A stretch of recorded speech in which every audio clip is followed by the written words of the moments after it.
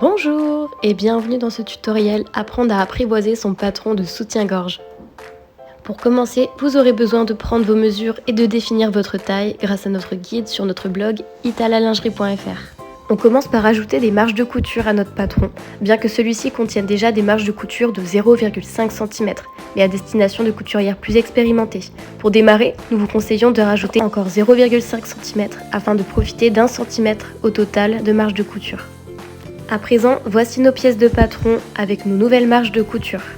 Pour simplifier le procédé, nous vous conseillons d'assembler la basque avec l'entresein. Vient maintenant le tour de notre bandeau, car comme vous le savez, ce patron est un patron morphologique. Il faut donc l'adapter aux matériaux dont vous avez besoin. Veillez à assembler la partie mâle et la partie femelle de vos agrafes afin de disposer de toute la largeur. Une fois la prise de mesure effectuée, nous allons la diviser par 2, comme nous travaillons seulement sur un côté. Puis nous allons la soustraire à notre patron existant. Ici, nous allons utiliser des agrafes de 3 rangées. Donc nous prenons la hauteur en mesure et la reportons de même sur la mesure actuelle de notre patron. Pour ensuite la relier par une courbe soit tracée à la main, soit avec une règle de courbe jusqu'à sa hauteur de basque.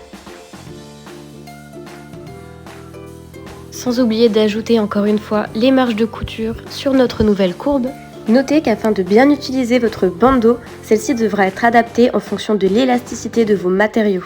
Ici, votre pièce conviendra à un tissu peu, voire pas élastique. Cependant, si vous travaillez avec une maille qui est plus élastique, veillez à réduire encore une fois la longueur de votre pièce de dos afin de profiter de l'élasticité de vos matériaux et de permettre un étirement.